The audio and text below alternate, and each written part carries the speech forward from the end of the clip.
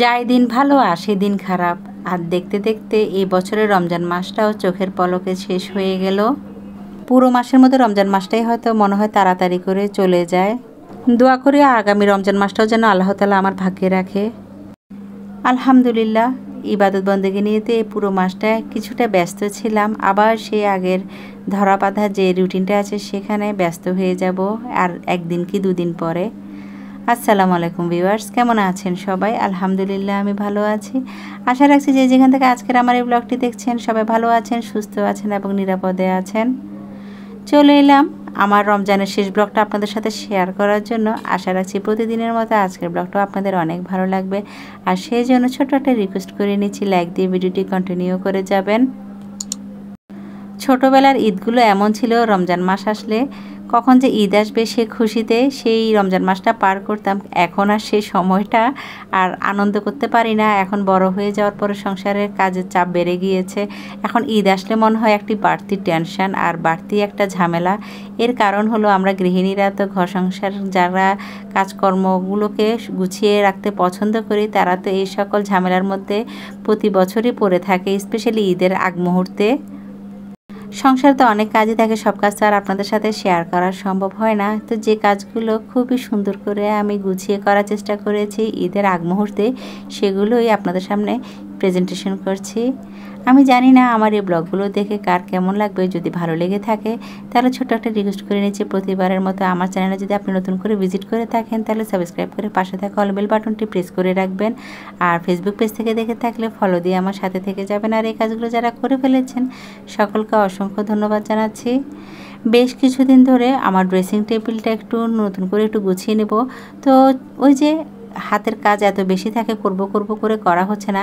সেজন্য আমার কাছে একটি রেক্সিন ছিল, সেই রেক্সিনটা একটু ছোট করে কেটে আমার এই ড্রেসিং টেবিলের থাকগুলোতে একটু দিয়ে দিয়েছি, যাতে একটু দেখতে সুন্দর লাগে। যেহেতু এটি গাছের অংশ, নিচের অংশটাতে অনেক ধুলোবালি পড়ে, সেই জন্য এই রেক্সিনটা দিয়ে নতুন করে একটু অর্গানাইজ করে নিয়েছি। আর এভাবে দেওয়ার পরে এত কালারফুল লাগছিল। তো এদিক দিয়ে সুন্দর করে আমার কাছে যে সকল কসমেটিক্সগুলো ছিল সেগুলো সুন্দর করে এখানে রেখে অর্গানাইজ করে নেওয়ার পর এখন দেখতে এতটা ভালো লাগছিল। হাতের কাছেই সব কিছু দরকারি জিনিসপত্র রেখেছি, যাতে আমি আমার প্রয়োজনে সব কিছু পেয়ে যাই। তো ড্রেসিং টেবিলের উপর অংশে আমি প্রায় চেষ্টা করি একটি গাছ রাখার জন্য, আজও রেখেছি।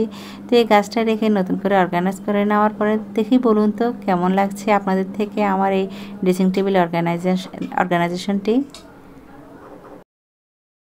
তো এরপর কিছুক্ষণ আমি আমার বারান্দায় কাটিয়েছি সময়টা। বারান্দার গাছগুলোকে দেখে আমার মাথা তো পুরাই গরম, কারণ এত ধুলোবালি আর এত ময়লা ছিল। ভেবেছি একটু নতুন করে আবার একটু অর্গানাইজ করব, কিন্তু এটা যদি আমি করতে যাই আমার থেকে এত লেট হয়ে যাবে, কারণ আমার সংসারে এখনও অনেক কাজ বাকি রয়ে গিয়েছে। রোজা আসার পর থেকে সকালবেলা তো ঠিকমতো ঘুমাতে পারিনি, একমাত্র ছেলেদের স্কুল বন্ধ হয়ে যাওয়ার পরে তারপরে গত একটা সপ্তাহ একটু লেট করে ঘুম থেকে উঠি। তো লেট করে ঘুম থেকে ওঠার কারণে আমার অনেকগুলো কাজ একটু লেট হয়ে যেত। তো এখন আপাতত আমি বারান্দাটাকে ঈদের পরে গুছিয়ে নিব। তো সবার আগে আজকে ভাবছি আমার ঈদের আগে আমার বাসাটাকে একটু সুন্দর করে পরিপাটি করে গুছিয়ে নেব। তো সে চিন্তা করে আজ ভাবলাম আমার ডাইনিং টেবিলটা একটু নতুন করে অর্গানাইজ করে ফেলে, ঈদের লুক যেভাবে দিব ঠিক সেভাবেই সুন্দর করে গুছিয়ে নিচ্ছি। তো এই জায়গায় আমার ভাগিনারা এসেছিল, আমি আমার ভাগিনাকে দিয়ে একটু হেল্প চেয়ে নিচ্ছি তার থেকে, সে আমাকে এই জায়গায় একটু হেল্প করেছিল। আমার ঘরে তো এত গেস্ট, মাশাল্লাহ মাশাল্লাহ, কারণ আমার ননদরা এসেছে। আমার ননদরা আসলে আমাদের পুরো ঘরটা মানে স্বয়ংসম্পূর্ণ হয়ে যায়, কারণ সে তো একটু দূরে থাকে। তো ঈদ উপলক্ষে আমাদের সাথে সে প্রতি বছরই চেষ্টা করে ঈদ উদযাপন করতে। তো সেজন্য আমার পুরো ঘরে আমার ভাগিনারা, আমার আবার অন্যান্য ফুফাতো ননসের ছেলেরা সবাই মিলে লিভিং রুমে একটু টিভি দেখে মজা করে, খেলাধুলা করে। আর আমার লিভিং রুমটা একটু বড় হওয়ার কারণে সবাই খেলাধুলা করেও বেশ আরাম পায়। তো আমি এগুলোতে কখনোই বিরক্ত বোধ করি না, কারণ বাচ্চারা একটা সময় তো একসাথে হতে পারে আর খুব মজা করতে পারে। আর আমাদের ছোটোবেলাটা একরকম ছিল, ওদের ছোটোবেলাটা এক ধরনের গৃহবন্দির মতো। বাইরে খেলাধুলার কোনো স্পেস নেই, কোনো মাঠ নেই, তো কী আর করবে রোজা রেখে এই গরমের মাঝে ঘরের ভিতরে থাকাটাকে আমি সবচেয়ে বেশি বেস্ট মনে করি। তো এদিক দিয়ে আমার ডাইনিং ওয়াগনে এর আগে যে রানারটা ছিল সেটা চেঞ্জ করে নতুন আরেকটি রানার দিয়ে দিয়েছি আর একটু সুন্দর করে গুছিয়ে নিয়েছি। আমার লিভিং রুমটা আর আমার ডাইনিং রুমটা আমার বেশ পছন্দের। লিভিং রুমটা তো মোটামুটি আমি আগামীকালই ক্লিন করব, সেটা আর শ্যুট করা হয়নি। তো ডাইনিং রুমটা সবার আগে ঝটপটভাবে ক্লিন করে সুন্দর করে গুছিয়ে নিচ্ছি। এবার সংসারের কাজকর্মগুলো তো করছি, কিন্তু কেন জানি মনের মধ্যে আমার একটা কাজে যে স্পৃহা সেটা আসছে না। অনেকটা রিল্যাক্সে হেলে দুলে সংসারের কাজকর্মগুলো করছি, জানি না কেন এমনটা লাগছে। আসলে ইফতার করার পরে এত টায়ার্ড লাগে, ইফতারের আগে যদি কিছু কাজ গুছিয়ে রাখতে পারি তাহলে নিজের থেকে অনেকটা টেনশন মুক্ত থাকি। তো এদিক দিয়ে তো দেখতে পেয়েছেন আমি সুন্দর করে খুবই সিম্পলভাবে, যেভাবে আমার ঈদের আগে আমার ডাইনিং রুমটাকে নিয়েও একটা লুক দিব সেভাবেই আমি সুন্দর করে গুছিয়ে নিয়েছি। আর আপনাদের থেকে কেমন লেগেছে সেটা চাইলে আপনারা আমাকে কমেন্ট করে জানাতে পারেন। আমার ব্লকের এই টেবিল ক্লথ ও চেয়ারের কভারগুলো নিয়ে অনেক আপুদের অনেক কোশ্চেন ছিল, সেটা আমি আপনাদের সাথে অনেকবারই শেয়ার করেছি। তো যাই হোক, টাইটেল দেখে তো নিশ্চয়ই বুঝতে পেরেছেন আমি কি আজ আপনাদের সাথে শেয়ার করেছি। এই ঈদে গিফট পেতে কার না ভালো লাগে বলেন? ঠিক তেমনি আমি আর আমার হাজব্যান্ড মিলে ঈদে এবার গিফট পেয়েছি।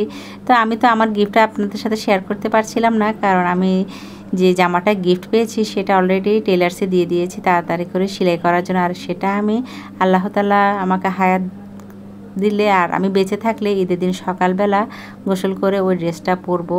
তো এদিক দিয়ে আমার হাজব্যান্ডের জন্য আমার ননস, আমার ননদ, আমার দেবর মিলে তাকে কিছু ড্রেস উপহার দিয়েছিল। একটা হলো পাঞ্জাবি আর অন্যটি হলো শার্ট। তো দেখতে পেয়েছেন আমার হাজব্যান্ডের তো পাঞ্জাবি কেনা হয়নি, সে বলেছিল ঈদের একদিন আগেই কিনবে, তো তার আর কেনার প্রয়োজন হয়নি, তার আগে সে কিন্তু গিফট পেয়েছে। আমার হাজব্যান্ড তো বেশ খুশি হয়েছিল, ও বলল যে এমন গিফট যদি প্রতি বছরই পেতাম তাহলে অনেক ভালো লাগতো। যাই হোক, ভাই বোনেরা নিজেদের পছন্দ অনুযায়ী তাকে এই জিনিসটা যখন গিফট দিয়েছে, তার পছন্দের জিনিসগুলো তার উপরে সবগুলোই তার খুব পছন্দ হয়েছে, যেমন পাঞ্জাবিটা তেমনি এই শার্টটি। তো কালারগুলো দেখতে আমার থেকে বেশ ভালো লেগেছে, আর আমার হাজব্যান্ডকে যখন পরিয়েছি তাকেও বেশ ভালো লাগলো। তো এদিক দিয়ে আমার প্রিভিয়াস যে ব্লগটাতে আমি ঈদ শপিংটা শেয়ার করেছি সেখানে আমার ছেলেদের শুগুলোও আমি দেখাতে ভুলে গিয়েছিলাম, তো আজ ভাবছি একটু দেখিয়ে দিই। এদিকে প্রথমটা আমার ছোট ছেলের, এরপরেরটা আমার মেজর ছেলের, আর নিচে যে জুতোগুলো একটা আমার বড় ছেলের আর একটা আমার হাজব্যান্ডের শু ছিল। তো এই হলো আমার ঈদ শপিং। আমাদের সামর্থ্য অনুযায়ী যা যা কেনাকাটা করেছি সবই আপনাদের সাথে দেখানোর চেষ্টা করেছি। তো এবার হলো ইফতারির আয়োজন, আর এই ইফতারির আয়োজনটা 23 রোজার ইফতারির আয়োজন ছিল।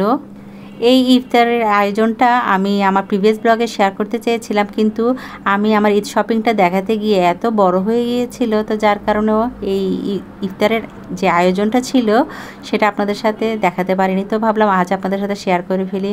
আর হাতে তো আর সময় নেই, আর একদিন কি দুদিন পরে ঈদ শুরু হয়ে যাবে, এরপরে তো আর আপনাদের সাথে রোজার আর কোনো ব্লগ শেয়ার করতে পারবো না, তাই ভাবছি আজ আপনাদের সাথে শেয়ার করে ফেলি।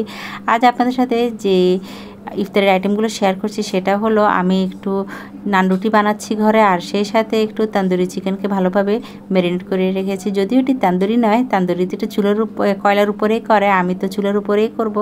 তো আমি জানি না চুলার উপরে মাংস ভাজাটাকে কি বলে, সেজন্য আমি এটাকে তান্দুরি চিকেন বলেছি। এদিক দিয়ে ওই জিনিসগুলো ম্যারিনেট করে রাখার পর রেস্টে রেখেছি, আর এদিক দিয়ে আমি একটা রেসিপি আমার ফেসবুক পেজে শেয়ার করেছি, কাস্টার্ড রেসিপি। তো ভাবলাম আমার ইউটিউবার আপুদের সাথে ওই কাস্টার্ড রেসিপিটা শেয়ার করি। আমার আপুরা কিন্তু কম বেশি সবাই জানে কাস্টার্ড বানানো, তারপরও আমি যেহেতু আমি ওই পেজে শেয়ার করেছি তো ভাবলাম আপনাদের সাথে একটু সুন্দর করে দেখিয়ে দিই।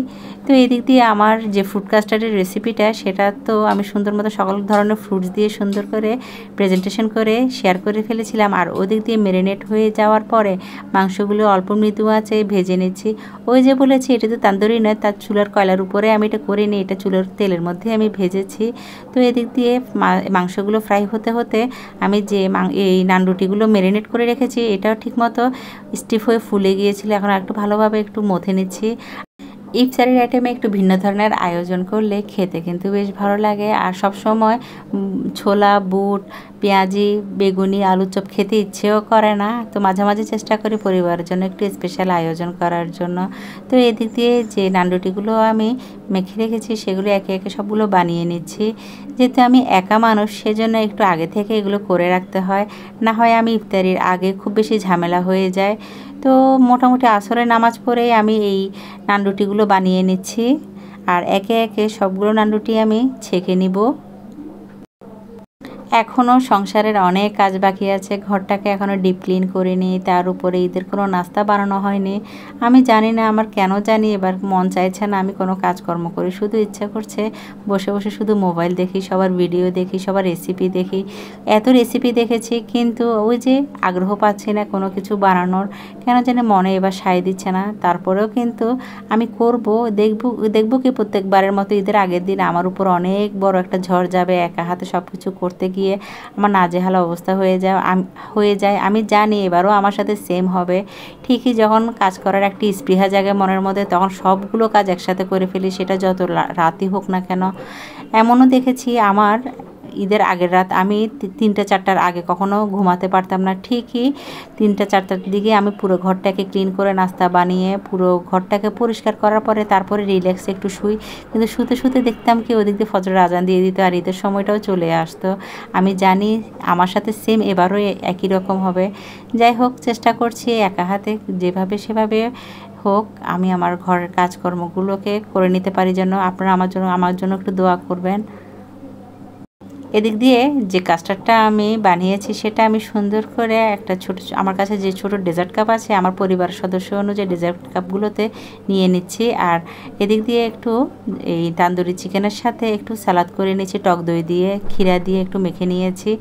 ইফতারির আইটেমে খুবই সিম্পল খাবার রেখেছি, তবে এই খাবারগুলো খেলে কিন্তু অনেক ভালো লাগে খেতে।